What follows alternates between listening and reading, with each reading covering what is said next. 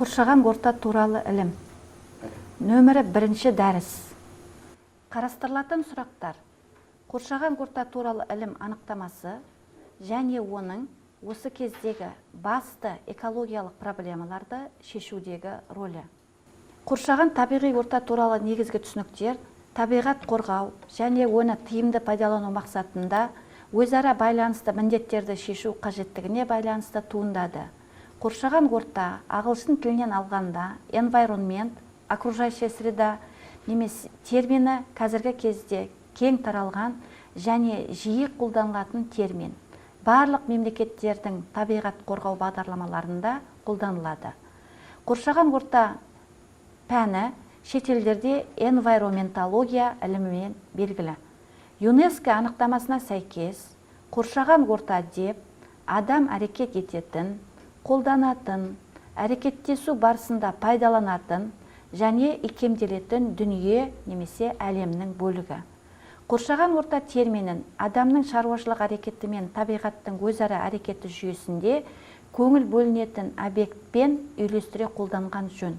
Мысалы, Реймерс бойынша қоршаған табиғи орта деген ілім береді. Қоршаған орта терминінің ең көп қолданылатын анықтамасын белгілі эколог Николай Федорович Реймерс берді.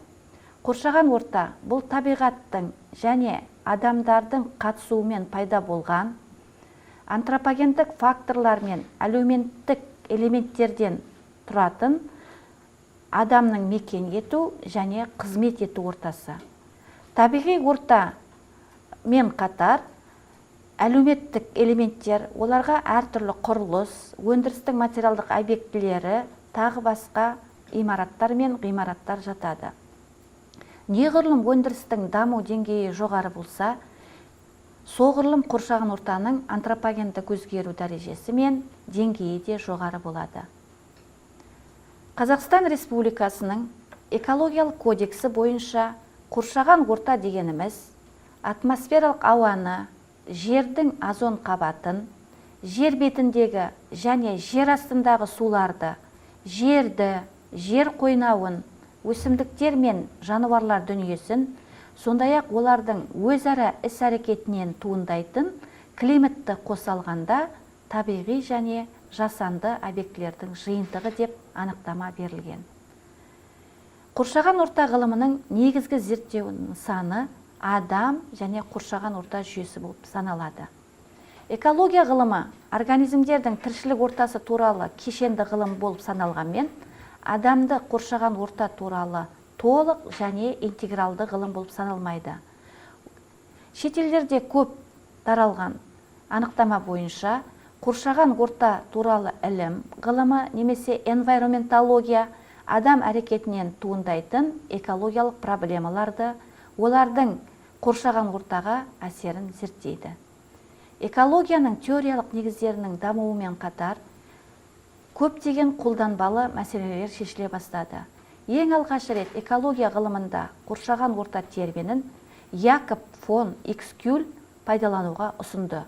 Қоршаған орта деп тірі организмдерді қоршап тұрған сыртқы ортаны атап өтті. Якоб фон Икскюль адамды қоршап тұрған сыртқы ортаны Умвельт немесе неміс тілінен аударғанда қоршау, қоршаған орта деген мағынада қолданды. Барлық жануарлар, соның ішінде қарапайымдары да, күрделілер де өзінің қоршаған ортасына бірдей бейімделген. Атап айтқанда қарапайым жануарларға қарапайым қоршаған орта, ал күрделі организмдерге өте күрделі жіктелген қоршаған орта сәйкес келеді. Икскюль бойынша биологиялық ерекшеліктеріне байланысты жануарлардың физикалық тіршілік ету ортасының бірлігіне қарамастан олардың түрлі умвельттері болады, яғни қоршаған сыртқы ортасы болады. Тек қана адамның өзінің нақты қоршаған ортасы болмайды. Қоршаған ортаны тек қана сыртқы орта деп те қарауға болады. Бірақ қоршаған орта барлық уақытта объектімен немесе субъектімен тікелей қосылған немесе жалғасқан күйде болады. Ал екіншіден, қоршаған орта абиотикалық, биотикалық және әлеуметтік орталардың бірігіп, адамға немесе шаруашылыққа тигізетін әсері зор. Қоршаған орта терминін өте тар түсінікте немесе өте кең түсінікте қарастыруға болады. Яғни өте кең түсінік бойынша қоршаған ортаға толық анықтаманы 1979 жылы Ростислав Лацко берді. Лацко көзқарасы бойынша қоршаған орта дегеніміз табиғат және адам қолымен жасалған материалдық әлем, адам қоғамын қоршап тұрған және оған әрекет ететін, сонымен бірге адам қоғамы ретінде өзіне керекті заттарды алады, ал өз кезегінде өзінің тіршілігі оған әрекет жасайды және өзгертеді. Сөйтіп, қоршаған ортаны қорғау және табиғатты қорғау түсініктері пайда болды. Ең алғаш рет бұрынғы ТМД елдерінде табиғатты қорғау деген ұғым 1917 жылы 26 қазан айынан бастап табиғат қорғау қызметінде заңды түрде енгізілді. Қазіргі кезде табиғат қорғау мемлекеттік, халықаралық және қоғамдық шараларға айналды. Олардың табиғат ресурстарын тиімді пайдалану мен бұрынғы қалпына келтіру бағытында көптеген шаралар істеліп жатыр.